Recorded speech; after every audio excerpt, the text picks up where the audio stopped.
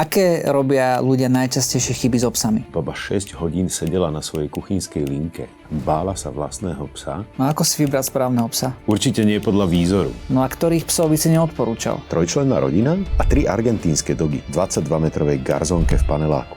Nemáte tu mať. Nie, že 3 psov, ani jedného. Dajte ich preč. Dovidenia. No sú aj nejaké plemená, ktoré iba trpia podľa mňa, nie? Že napríklad tí buldočkovia. Ten pes nemá už svoje pôvodné určenie žiadne. A jak sa šľachtia psi? Oni sú to v podstate genetické degenerácie. A sú situácie, kedy niekedy vidí, že problém je majiteľ a nie pes? Chlap chytil oceľovú lopatu a takú praštil tomu psovi po hlave, že zadunelo. Čo robiť, keď mi hrozí útok od nebezpečného psa? Ako náhle si na jeho pozemku, už nespravíš nič. No čo keď už v tom prípade, že už ide do mňa, že už ma trhá, alebo že na ňa už zautočí?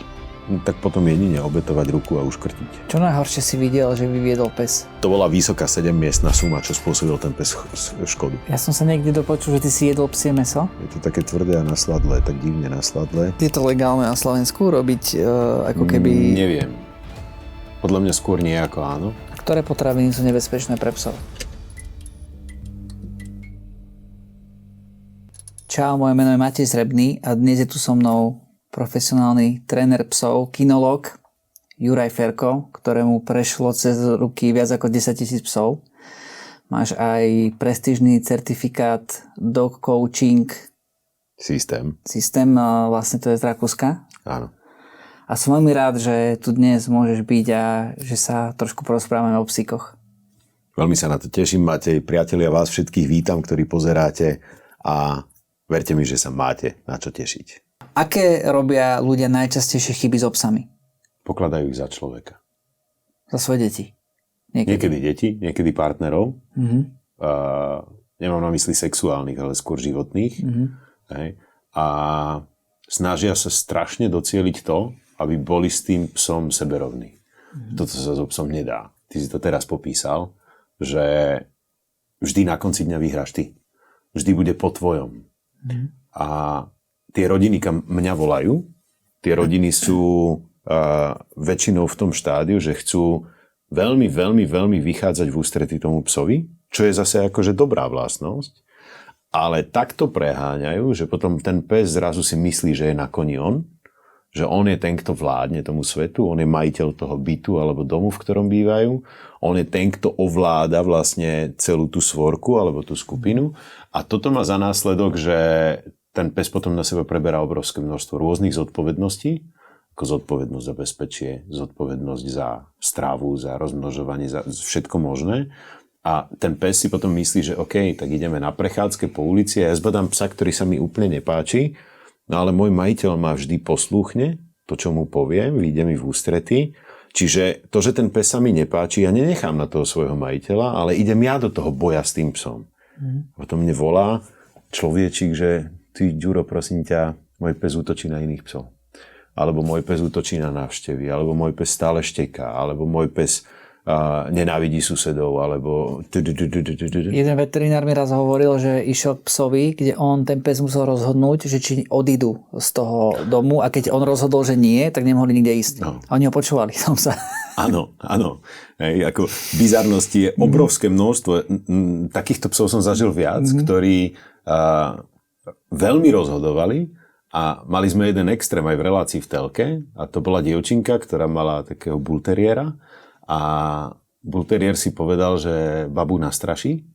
Baba 6 hodín sedela na svojej kuchynskej linke a bála sa vlastného psa a nevedela zliesť. Lebo pes pred ňou stál, pozeral na ňu a vždy, keď chcela zliesť, tak zavrčal.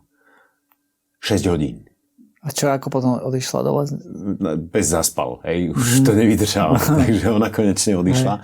Potom sme to prišli zachraňovať a to prvé, čo som tam potreboval otočiť, je len principiálna komunikácia. Jednoducho ona, keď povie, že ideme doprava, tak sa ide doprava a nie doľava. To je celé. A ako si vybrať správneho psa? S odborníkom. Určite nie podľa výzoru. Zase k tomu dám nejaký taký akože pekný príklad, ja to nazvem, že zodpovedného psíčkara alebo zodpovedného majiteľa psa. A tí úplne najzodpovednejší mi zavolajú, že Ďuro, my chceme psa do rodiny, prosím ťa, dojdi k nám a poďme sa porozprávať, aký pes by sa nám hodil. A do každej rodiny patrí trošku iný typ psa. Bohužiaľ ten opak sa deje oveľa častejšie že príde nejaká naozaj, že tvrdá trendy vec, či už na nete, alebo v telke. Úplne taký prvý zážitok sme mali, keď vyšiel film Maska. Kultový film, úplne tak tam tí super. mali on. A tam bol malý Jack Russell Terrier, hej, Milo. Áno. A to bol prvý taký akože obrovský boom. Potom súbežne s tým, alebo okolo toho bol ďalší boom a to bola Lassie. Všetci mali kolie. Potom Richard Gere natočil film Hachiko a zrazu sme mali plné mesto Akít. A to už nie je sranda, lebo to je fakt ostré zviera a fakt silné zviera. Čiže ľudia nekupujú psov podľa toho, na čo bol vyšľachtený, aké má vlastnosti, aké má potreby a tak ďalej, ale podľa toho, čo je pekné a čo im niekto dokáže vložiť do tej hlavy a oni si to potom idealizujú. Už nikto nevidel, že tá border collie, ktorá v tom seriáli spravila neuveriteľné veci, že to bolo vlastne 6 rôznych psov. A každý vedel niečo. Lebo jeden taký neexistuje. Napriek tomu, že sme trénovali tých psov skoro 2 roky, tak, ale ten človek sa pozerá na telku.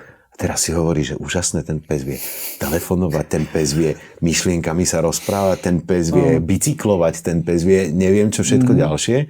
Takého psa ja chcem doma. Ale to, že tam boli 2 roky tréningu so 6 majiteľmi tých psov, trénermi vlastne, to, že potom tam boli kamerové triky, režiséri, ktorí to všetko pozliepali dohromady, tak vyšiel z toho krásny výsledok, ale na konci dňa to nemalo nič spoločné s realitou. Ktorý pes je taký najjednoduchší? A nebal by som sa ničoho, čo sa volá retriever. Moment. Všimol som si, že väčšina z vás neodoberá tento kanál. Ak nám hodíš odber, vďaka tebe budeme môcť pokračovať v týchto podcastoch. Díky moc. Ničoho, čo sa volá pudel, ničoho, čo sa radí do skupiny polovných sliedičov, lebo to je ako keby celá skupina polovných psov, šľachtená na to, aby boli vo veľmi úzkom kontakte s tým polovníkom, aby s ním spolupracovali, aby s ním neustále komunikovali. Ešte nejaký kopov, alebo tak? Kopov úplne nie, ale skôr väčšina týchto plemien sa nazýva, že španiel. Čiže cocker španiel, springer španiel, Welsh-springer španiel a tak ďalej. To som ti povedal už moc polovníckého asi, takže ktorý je čisto na ten lov. Kopov hlavne není polovný sliedič úplne, to je skôr typ duriča, čiže je to trošku iná kategória psov. Ale áno, ono tých polovných skupín je viacero, sú duriče, sliediče, sú potom stavače a tak ďalej. Čiže vždy sa pozerám na to, aké pracovné úlohy malo to dané plemeno v tej ďalekej minulosti, keď sa vyvíjalo. A podľa toho, aké malo pracovné úlohy, si zhruba skúšam predstaviť, ako bude žiť so mnou v tomto našom teraz civilizovanom svete, to nazvem. Poviem ti to na svojom príklade. Ten beriem za všetky. Ja mám veľmi zvláštny až bizarný životný štýl. To znamená, že mnohokrát mám naozaj veľa času a fungujem s psami a všetko je fajn. Potom ideme s tými psami na tábor a potom mi prídu nejaké biznisové obdobia, kedy ja jednoducho som rozcestovaný po kadejakých kanceláriách, kaviarniach a tak ďalej a ten môj pes zrazu musí doma ležať a nerobiť nič. A nemá toľko tej pozornosti, koľko by potreboval. Čiže toto je to, čo ja som hľadal. Preto som si našiel rybárskeho psa, volá sa to portugalský vodný pes.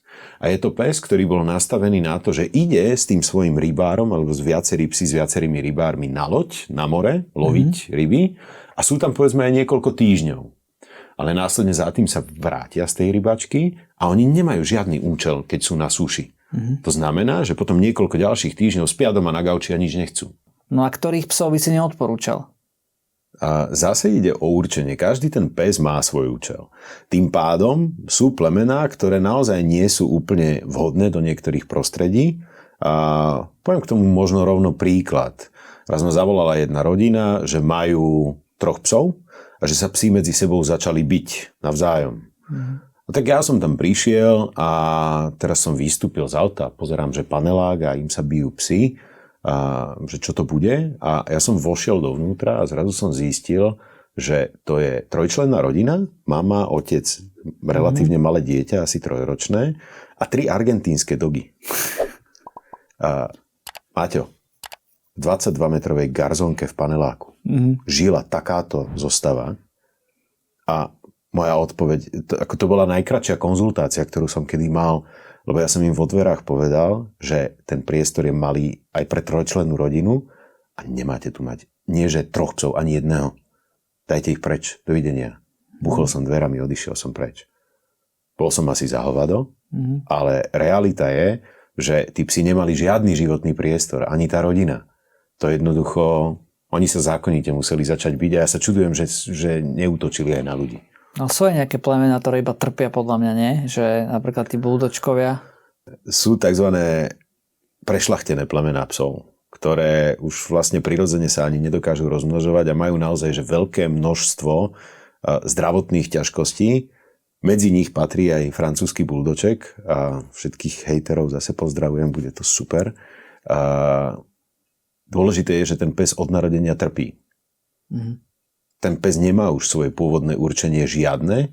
Ten pes je fyzicky veľmi zdeformovaný tým šľachtiacím procesom, ktorý nebol dobre nastavený a ten pes je, inak sú to najobľúbenejší psi veterinárov, lebo francúzsky buldoček to je ťažká rýža po celých 80 rokov života. Takže to je veľmi fajn pre nich, ale mňa veľmi štve, keď nejaké zviera trpí. A tým pádom, či už to je teda, že pes, ktorý a priori je zle vyšľachtený a od narodenia má naozaj že ťažký život, alebo je to pes, ktorý je aj fyzicky v poriadku, ale žije v prostredí, do ktorého nepatrí, tak z tohto ja som nešťastný. Toto sa snažím minimalizovať, eliminovať vo svojom okolí minimálne tam, kde mám dosah. Snažím sa ľudí vzdelávať cez obrazovky, aby nad tým aspoň rozmýšľali a pevne verím, že sa mi to aspoň čiastočne darí. A prečo to takto šľachtili tých buldočkov? Je to jednoduché. Ten pes má tvár, ktorá sa mimicky podobá na novorodené dieťa. V Anglicku sa robil taký zvláštny výskum, že kto sú to majitelia buldočkov a vyšlo im z toho taká až možno komická skrátka, že to sú dingovia, alebo D-I-N-K, čiže Double Income No Kids. Kupujú si francúzskych buldočkov mladé a relatívne zámožné páry, ktoré ich majú ako testovanie toho, či sú pripravení na rodičovstvo. A tým, že tá sploštená tvár vyzerá ako tvár novorodenca, tak sa im to najviac k tomuto hodí a preto je to plemeno také populárne. A jak sa šľachtia psi? Postupným vyberaním jednotlivých znakov, ktoré chcem, tie podporujem, čiže narodí sa mi povedzme vrch šteniatok, kde je niekoľko šteniatok. Ja si poviem, že OK, tieto dve majú ten správny znak, ktorý ja chcem podporiť ako šľachtiteľ a tie zvyšné to nemajú. Tak tie zvyšné nebudem ďalej zapájať do toho šľachtiaceho procesu, ale ten znak podporím a zapojím. Nájdem ďalších z inej genetickej línie, ktoré majú tie isté znaky a tým, že to budem takýmto spôsobom stále spájať, vyberať, spájať, tak na konci dňa dosiahnem to, že vyšľachtím veľmi špecifický znak u psa, čo vidíme u mnohých plemien. Nemecké ovčiaky majú skosené chrbty, a aj u haskáčov je vidno tzv. Duochromatizmus, že každé oko iné. Existujú tzv. Merle sfarbenia rôznych plemien, ktoré sú také veľmi zvláštne flakaté. Oni sú to v podstate genetické degenerácie, ale sú vizuálne zaujímavé, tým pádom populárne. Tým pádom každý chovateľ toto uprednostňuje do ďalšieho chovu, aby mal viacej takých znakov a to je vlastne celý ten proces toho šľachtenia a neskôr až prešľachtenia. Keď mám psa, tak kedy by som mal začať s tréningom? Od začiatku, úplne od prvého dňa, lebo tréning je vlastne už aj tvoja jednoduchá komunikácia s tým šteniatkom. Donesieš si domov 10-týždňové šteniatko a okamžite, ako to šteniatko zoberieš na ruky, dáš mu papať, dáš ho do peliešku a tak podobne, tak ty ho začínaš niečo učiť. To učenie môžeš spraviť dobrou cestou alebo nie dobrou cestou. Čiže zase sa vrátim k tomu veľmi zodpovednému psíčkarovi. Ten veľmi zodpovedný psíčkar vlastne v prvých dňoch, ako si donesie domov šteniatko, tak sa pýta, ako mám postupovať tie prvé dni. A tie prvé dni sú naozaj kľúčové v tom, že nemal by som šteniatku všetko dovoliť, lebo vtedy si ho začínam hneď rozmaznávať, ale zároveň by som k nemu mal byť veľmi férový, veľmi milý. Zároveň by som ho mal naučiť od prvého dňa, že vlastne občas musí byť aj samé, čo veľa ľudí robí takú nešťastnú chybu, že budem mať šteniatko tak 2 mesiace neplateného voľna v robote a budem s ním non-stop. A potom sa do tej roboty ale musia vrátiť, ale štenia sa za tie 2 mesiace naučí, že ja vlastne som non-stop s človekom a zrazu nie som. A už začínajú prvé ako keby nedostatky. Ale taký ten, že cvičák, to znamená učenie povelovej štruktúry, poslušnosti podľa nejakých metodických postupov, to začíname väčšinou od 4. mesiaca veku. Potom prichádza otázka, že kedy končí výcvik, kedy je pes vycvičený a odpovede, že nikdy. Psa cvičiť treba celý život. Naozaj pes, ktorý nie je trénovaný a časom zvlčie. Ktoré psy sa nehodia do bytu? Do bytu sa nehodia psy také, ktoré sú buď historicky zvyknuté na obrovské teritória. To znamená, že mnohé typy ovčiarskych psov, ktoré naozaj ako keby žijú na tých veľkých salašoch, veľkých pláňach, ale zase sa to nedá úplne generalizovať. Ty máš huskyho. Ja mám dobrú kamošku, ktorá má tiež huskyho, žije s huskym v byte. Ja by som huskyho do bytu asi veľmi málo kedy odporúčil. Mal som ho asi 2 roky, som mal v byte. 3. A pokiaľ ale si taký, že vášnivý chodec alebo turista a každý deň ideš do prírody s tým psom a dáš mu ten pohyb a dáš mu tie doslova kroky, hej, nemám teraz na mysli 4000 krokov, ktoré sú pre obezných ľudí nejaké minimum, mám na mysli také poriadne kroky, čiže nejakých 20 plus 1000 krokov každý deň s tým huskym, tak v tom momente prečo by ten pes nežil v byte? Je to úplne v poriadku. Keď sa pozrieme na Aliašku, tam husky žije tak, že je priputaný na reťazí o malú búdu, ale následne za tým ide behať do záprahu a spraví 40 kilometrov. Hej? Čiže ten priestor kľudový má veľmi maličký a zase ten pohybový má potom obrovský. Čiže toto je jedna kontraindikácia. Druhá kontraindikácia môže byť tá, že to prostredie je naozaj nehostinné pre toho psa, čo pri husky môže byť napríklad bývať v byte pod strechou zle izolovanom, bez klimatizácie v takých horúčavách, ako sú teraz. To je samozrejme pre toho psa trápenie. Čiže musím ja vždy hľadať to, že ktorý pes je na čo vhodný. Ale dá sa to celé aj otočiť. A dá sa to otočiť tak, že sú aj plemená, ktoré sú vyslovene bytové a v našich klimatických podmienkach nedokážu prežiť vonku. Či už spomeniem niektoré typy naháčov alebo niektoré spoločenské plemená, ktoré tiež nemajú srsť, rôzne bišóniky, maltezáčiky a tak ďalej. Tohto psa, keby som ja nechal žiť na záhrade, tak on mi neprežije prvú zimu. Lebo jednoducho na to nie je fyzicky nachystaný. Čiže toto je ten prvý parameter, na ktorý si musím dávať pozor. No a je podľa teba každý povinný si cvičiť toho psa? Majú povinnosť majitelia psov mať tzv. Hundeführerschein, čiže vodičský preukaz na psa. Keď si to nesplňa, tak je vedenie mesta oprávnené im toho psa odobrať. Aká je najlepšia reakcia, keď sa pobijú tí psi? Pokiaľ z neho nestrieka krv, prvú zachraňujem psychiku. Chceš počuť príhodu, ako ma napadlo 6 psov? Daj.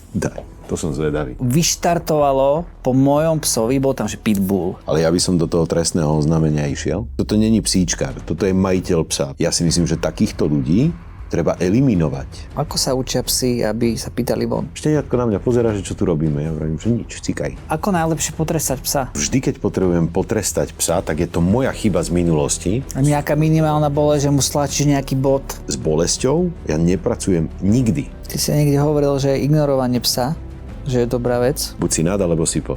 Ten, kto je hore, rozhoduje. Ten, kto je dole, príjma rozhodnutia. No a čo to flexivodítko? Ohromne nešťastný nástroj v rukách amatérskeho pohodlného psíčkara. A čo hovoríš na reťazky? Pes mi nebude toľko proti nej bojovať. Aký pes bol pre teba najväčšou výzvou? 55-kilový velikánsky československý vlčiak, chytil ihlu, rozbehol sa proti psovi, že ho ide pichnúť, ale to bol tvrdý útok. Normálne akože priamo na brušnú dutinu. Ten pes išiel vyslovene zabiť toho veterinára. Ten veterinár čo mu prepol? Alebo čo?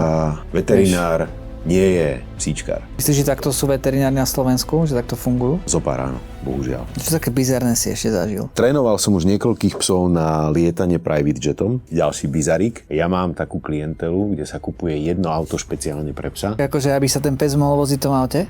Áno, mnohí psi majú svojich šoférov. Akože nejaká dodávka, alebo nejaká limuzínka, alebo jak to vyzerá? Bentley Bentayga, Lamborghini Urus. Potom boli aj škarečie bizary. Takže jeden policajt je vylezený na hladkom 4-metrovom múre, už tam visí asi hodinu a 3/4 a druhý je na stĺpe, visí tam hodinu a 3/4. Ten pes podľa všetkého 5 rokov nevidel slnko. Ten pes sa bál vstúpiť na trávnik. Je pravda, keď pes vrtí chvostom, tak ho môžem pohľadkať cez plot? Cez plot by som psa nehladkal nikdy. Tvoj inštinkt je ťahať od plotu preč, aj inštinkt toho psa je ťahať od plotu preč. To už aby som sa aj číval bál. Niečo tam buchlo v tom horskom parku. Ten pes sa splašil, ale za ním 2 metre skákal kočík. Som mal ubytovaného naozaj, že mladunkého dvojročného psa, že Ďuro skolaboval ten pes. Ako sa dáva umelé dýchanie psovi? A tí majitelia sa k tomu ako postavili? A ja teraz uprostred dovolenky vám volám, že váš pes zomrel. Viac tohto rozhovoru nájdeš na Hero Hero. A ak náhodou chceš sedieť v tomto kresle a robíš niečo zaujímavé, tak mi napíš mail. A sú situácie, kedy niekedy vidíš, že problém je majiteľ a nie pes? V druhej väčšine prípadov. A ako sa to prejavuje? V druhej väčšine prípadov. Máš nejaké príhody? Psi reagujú veľmi štandardne. To znamená, že každý pes má veľmi podobnú psychiku inému psovi a to je to, s čím ja som zvyknutý pracovať a to, čo sa dá veľmi ľahko meniť. Oveľa náročnejšie a ťažšie sa dá meniť to, ako pes reaguje na človeka a ako človek reaguje na psa. A dám k tomu takú možno zvláštne kontrastnú príhodu, ktorá to boli dvaja klienti rôzni, ktorých som mal v odstupe iba pár týždňov od seba. K jednému klientovi som prišiel, mal velikánsku brazílsku filu a hovoril, že je problém, lebo to, že ten pes mu veľmi útočí na robotníkov a on to chce trochu zastaviť. Ale pes bol zavretý v kvalitnej voliere, všetko sedelo. Aj na mňa ten pes útočil. A ja hovorím, však to je asi strážny pes. A on, že no, ani tak nie, že my to nepotrebujeme. A ja hovorím, že dobre, no a čo ste robili doteraz? To je moja štandardná otázka, keď prídem k nejakému problému, že čo ste robili doteraz? A odozva bola, že chlap chytil oceľovú lopatu a takú praštil tomu psovi po hlave, že zadunelo. Chvála Bohu, to bola fila, ktorá to ustála, že bolo to fajn, ale z toho človeka išla vyslovene agresivita. Že ja som cítil, že ten človek je aj vo svojom živote v komunikácii so svojím okolím agresívny človek. A musel som mu vymyslieť metodické postupy, ako naučiť aj psa, ale zároveň zohľadniť jeho povahové vlastnosti a vieš, tam som nemohol spraviť, že viete čo, tuto ideme píškotka, to by mi neprešlo. A ani nie pár týždňov na to som mal zase pani, ktorá mi zavolala, že jej labrador ťahá na vodítku. Stretli sme sa na lúke a ja hovorím, že tak dajte mi vodítko. Dala mi vodítko, pes ma potiahol a ja som iba potiahol naspäť. Ani som necukol tým vodítkom, len som potiahol naspäť a pani na mňa navrieskala, že nebudem jej týrať psa. Že ako som si dovolil potiahnuť vodítkom. Ja hovorím, však by mi ten pes utrhol ruku. Že to je jedno, že dovidenia. Hej. Potom zistila, že nemá žiadneho iného trénera, ktorý by jej s tým vedel aspoň trochu pomôcť. Tak nakoniec sme to spravili spolu, ale už akože prudko beznátlakovo, lebo ten človek proste bol príliš málo to bral to zviera ako psa. A potom som mal ten kontrast druhého človeka, ktorý zase ako keby si liečil nejaké svoje komplexy na tom, že mlátil psa. Čiže a obaja tí psi boli fajn. Čo robiť, keď mi hrozí útok od nebezpečného psa? Ako náhle si na jeho pozemku, tak už nespravíš nič. Nemáš šancu. Keď ujde? Keď ujde a je to neutrálne teritorium, tak ty potrebuješ spraviť všetko preto, aby si prestal byť hrozbou pre toho psa. Lebo on na cudzom teritóriu na teba nebude útočiť zo srandy. Ale predstav, že ide do teba, vieš, že vidíš, že zrazu si sa stretli. Áno. A breše na teba a vidí, že je proste nejaký vlčiak veľký, ktorý proste, vieš, že ťa to trhal. Tak v tom momente zostaň stáť na mieste, založ si ruky, aby neplantali tuto okolo, lebo by do nich mohol hryznúť. Takto založené ruky.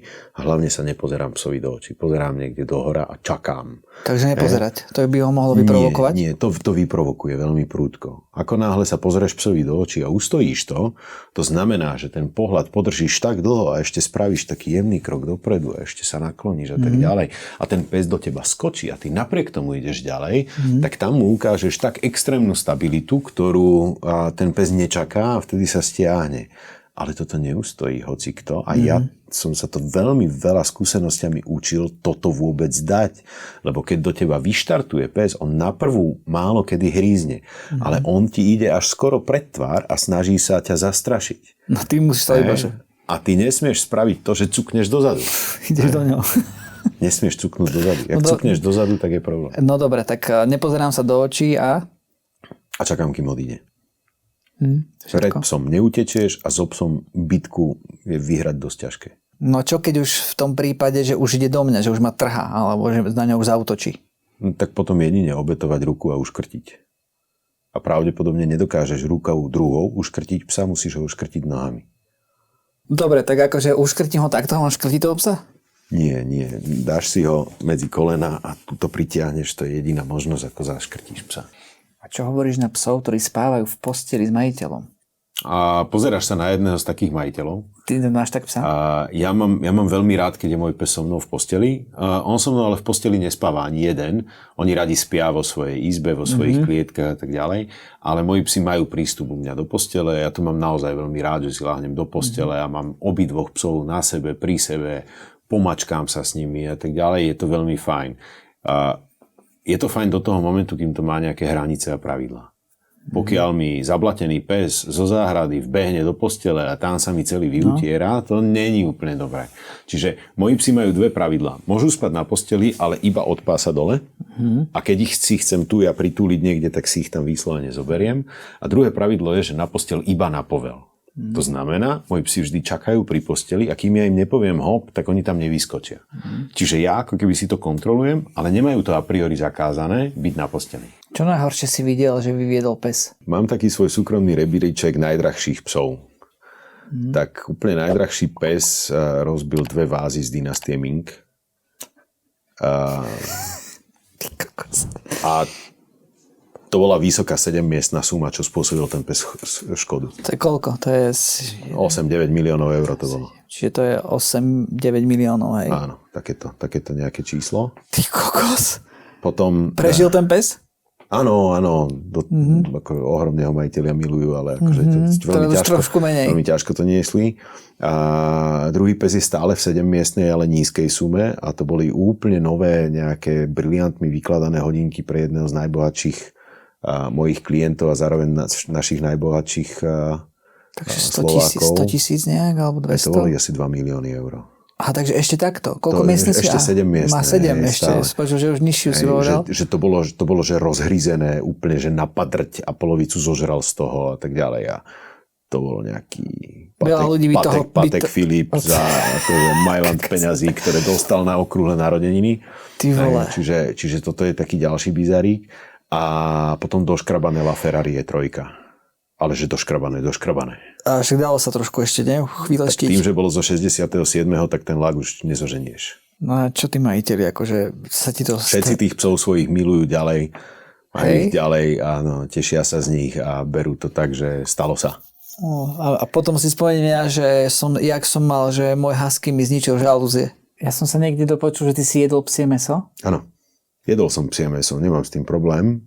Nehovorím, že to je delikatesa, ktorú by som oceňoval, ale samozrejme, že keď som mal tú možnosť, tak som to skúsil. Je to z môjho pohľadu skúsenosť taká istá, ako je hovädzie mäso, bravčové mäso, kuracie mäso. Ako to chutí? Je to také tvrdé. A nasladlé, tak divne nasladlé. Ale to je, že vraj všetko mäsožravcov a mäsožravcov som jedol celkovo strašne málo. Čiže, a to asi každý z nás, k tomu sa nedostaneš. Vlastne áno. No, my ako konzumujeme ako ľudia bylinožravce, to je pre nás bežné. A jesť mäsožravce je naozaj že neštandardné a ono je to mäso mierne sladké a má takú úplne inú štruktúru, to priečne pruhované svalstvo u toho mäsožravca je oveľa silnejšie a oveľa hutnejšie, čiže ono je to mäsko také tvrdé. Napriek tomu, že bolo dobre upravené, a ochutnal som, ale není to moja šálka kávy. A to kde si jedol? U takého kamaráta. Z Vietnamu. Akože v Bratislave? V Bratislave. A on to predáva? On to mal ako obed. Je to legálne na Slovensku robiť ako keby... Neviem. Podľa mňa skôr nie ako áno, lebo pes je považovaný za spoločenské zviera. No. Ale to sa zamyslíme, že či je legálne, ak on si nechal doviesť psie mäso. Zo zahraničia, tak už keď príde mäso ako mäso hotové, neviem, či to je alebo nie je legálne, ale akože mňa to zaujalo a tak si to skúsil. Tak som to skúsil. Hej. A koľko stojí tréning psa? Koľko si pýtaš od ľudí za to? A koľko si ja pýtam od ľudí, alebo koľko je cena v rámci našej školy? Hej? Lebo celkovo cena, že mám psa a potrebujem mu dať taký základný tréning, že koľko ma to bude stať? Celý kurz základnej poslušnosti stojí 100 eur. To je, že 2 mesiace chodíš na cvičák, ideš podľa presnej metodiky v skupine psov, takže to je, ja to nazvem, že relatívne lacná vec, dostupná pre naozaj veľmi širokú verejnosť. keď mám so psom už nejaký problém, nejakú poruchu správania, musím si zavolať trénera domov, tak tréneri domov stoja niekde od 40-50 eur na hodinu. A keď je to nejaký úplne šialený extrém, tak musím prísť ja a moje taxi začínajú na 150 bez DPH za hodinu. Za hodinu. Keď ty ideš k človeku, hej? Ja idem k človeku domov. A keď si zoberieš napríklad, že psa, že ho budeš trénovať, dajme tomu 3 mesiace a donesieš mi hotového psa? Toto nikdy nespravím. Lebo v tom momente ten pes nebude poslúchať teba, ale mňa. Ja som iba mentor. Ja som ten, kto príde teba naučiť, akým spôsobom si vytrénuješ vlastného psa. Jedine vtedy budete mať naozaj že veľmi stabilný vzťah. Keď ti zoberiem psa a ja ho niečo naučím a ty si nebol súčasťou toho procesu učenia, ten pes nikdy tie naučené veci nebude s tebou mať úplne na 100% funkčné. Mne to fungovalo. Ja som dal psa na nejaký čas preč, on naučil nejaké veci a potom ja som tie veci mu ako keby hovoril a vedel to. No a preto ho nemôžeš pustiť z vodítka. Akože z vodítka? Si ty povedal, že nepúšťaš psa z vodítka, lebo? No však, lebo je to husky, ktorý husky ti... Sú huskáči úplne na voľno, nepoznajú vodítko. Ale vytrénovali si ich majitelia. Ty si zjednodušuješ život tým, že niekomu dáš psa a on za teba odmaká takúto časť roboty. Ale z dlhodobého hľadiska sa tým pripravuješ o časť vzťahu s tým psom a zároveň sa tým pripravuješ o to, že budeš mať naozaj špičkovú poslušnosť. A ktoré potraviny sú nebezpečné pre psov? Tých je dosť. Treba si dávať pozor na hrozno. To je úplne jasné. Takisto horká čokoláda a vo všeobecnosti korenia a niektoré typy orechov. To je z takého, čo máme bežne doma. Najnebezpečnejšia látka, úplne najnebezpečnejšia látka, ktorú máme doma takmer všetci a vie psa zabiť, úplne že na šupu, sa volá ibalgín. Ibalgín. Takže sol povieš. Sol je takisto veľký problém pre psa, ale tá neohrozuje život úplne prvoplánovo. Takže keď dáš ibalgín psovi... Jednu tabletku ibalgínu psovi na lačno je istá smrť. To vážne. Ibalgín má v sebe také látky, ktoré rozožerú žalúdočnú stenu psa a pes vykrváca do vnútornosti na vnútorné krvácanie. Zabije ho to 100%.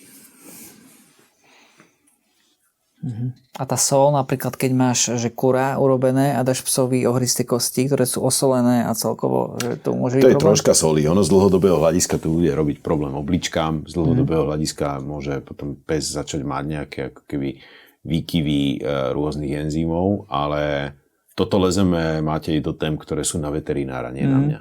Hej. Keď to budem robiť dlhodobo, môžu tie problémy byť naozaj vážne a veľké. Keď mám ísť ďalej cez tú bežnú stravu, austrálske paraorechy sú veľmi toxické pre psa. Makadámové orechy sú výrazne nebezpečné pre psa. Cesnak a cibula takisto sú problémom. V malých množstvách zase nie. Hej. Aj čokoláda. Hovorili mi veterinári, že majú častokrát úplne spanikáreného majiteľa, ktorý príde, že pes mi zožral kocku čokolády. Tá problematická dávka je 200 gramov 100% horkej čokolády na 10 kg živej hmotnosti psa. Čiže keď mám doma 50-kilového psa, on by musel zožrať kilo čokolády, aby mu to veľmi vážne ublížilo až hraničiace s ohrozením života. Čiže netreba až tak nejako extrémne panikáriť, ale mal by som si dať pozor na to, aby som toto psovi pokiaľ možno nedával. Jasne. A potom je ešte taká zvláštnosť, ktorá je pre psa nebezpečná a pritom ju máme bežne na záhrade dostupnú a to sú napríklad marhulové kôstky.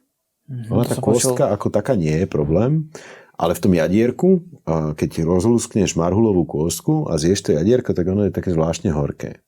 A tam je veľmi malinké stopové množstvo kyanovodíka, ktorý na nás môže pri väčšom množstve pôsobiť omamne, tak zvláštne, ale pes má oveľa senzitívnejšie receptory na tieto kyanidovej formy jedov a to, čo pre nás je ako keby, že príjemných pár marhulových kôstok alebo tých jadier, a to môže byť pre psa už veľký problém. Čo slovenskí a českí tréneri psov učia ľudí zle? Som ale tréner, ktorý je ochotný ísť do dosť silného nátlaku, do dosť silných aj fyzických obmedzení. Ja si myslím, že veľmi, veľmi veľa trénerov má problém prečítať psa. A v čom teba kritizujú ľudia najviac? Ja mu tam capnem za lyžicu také akože poriadneho čili. Čo ešte si také robil? A ja ho vytlačím ku zárubni a až mu zmáčknem krk. Mal si ešte nejakú funny historku s majiteľmi možno niečo? Trénoval som 189 psov do seriálu. V Dubravke mi panička zabudla povedať, že jej pes hryzie. Ja som tam došiel kvôli ťahaniu na vodítku, tak mi rozsekalo obidve ruky, akože hneď pri vchode. A je bezpečné potom oblizovať akože za so psom a tak, že ma oblizuje celého a všetko? Ja psom túto časť tváre nedovolujem oblizovať. Mal by som sa vždycky majiteľa spýtať, či môžem pohľadkať jeho psa? Tak napriek tomu by som mal zachovať to, že sa nepozerám psovi priamo do očí. Na Slovensku, keď pohryzie pes niekoho, tak ho musia hneď utratiť? Keď o tom rozhodne súd. Keď ti niekto vlezie na tvoj pozemok a tvoj pes ho zabije, nemyslím si, že je nevyhnutné, aby bol utratený. No a čo tie bojové plemená? Bojové plemená psov neexistujú. Čo všetko si ešte trénoval okrem psov? Pre mňa asi najzložitejšie zviera na tréning bol dikobraz. Najnebezpečnejšie zviera, ktoré som trénoval, bol slon. Veveričku som tam trénoval, ktorá mi rozhryzla tento prst úplne na kašu. Ty robíš nejakú kanisterapiu? Väčšinou pomocnej, v veľmi málo prípadoch hlavnej terapie pri ochoreniach človeka. Čím je najlepšie krmiť psa? Hlavná zložka stravy psa musí byť mäso. A je v pohode, keď svojho psa krmím iba granulami? Všetci mi hovoria, že to sú najlepšie granule na trhu. Granule sú také, ktoré neobsahujú syntetické vitamíny, syntetické minerály. Daj značku. Celkovo takouto stravou skracuješ psový život kľudne o tretinu až polovicu. Môj pes mal od začiatku strašné črevné problémy a som vymenil asi 6 granul a toto boli jediné, ktoré mu sadli. Za 4 dní z toho bude hovno. Strávi sa to samo. Aký máš názor na barv? Že vyskladať naozaj kvalitne barv stravu pre psa je z môjho pohľadu akože dvojročné štúdium. Väčšina ľudí sú radi, keď si kúpia kvalitné granule, že nie sú zo supermarketu. Ale krmenie môjho psa ma stojí zhruba 3 € na deň. A čo elektrické obojky? V rukách amatéra obrovská katastrofa. Je agresívny na iných psov napriek tomu, že už má 5000 V elektrický obojok a ja mu dávam kontinuálne šupy a dostane ich 10 za sebou a toho nevypne. Ovládač používa ako ovládač na telku. Keď si chcem zadovážiť psa, odkiaľ najlepšie? Iný zdroj by nemal existovať. Všetko medzi tým je tzv. Šedá ekonomika. A vždycky raz za rok tam vidím behať maličké čivavky. Ja som bol v garáži, v ktorej bolo 490 psov. A to bola garáž pre jedno auto. A takto to tam mali, hej, tí ľudia. A toto je to, čo si kupuješ z bazošu. No dobre, ale však štát, čo pochybujem, sa to daní. 10-20 miliónov čiernych peňazí každý mesiac na Slovensku. My sme exportná veľmoc. A jak to funguje?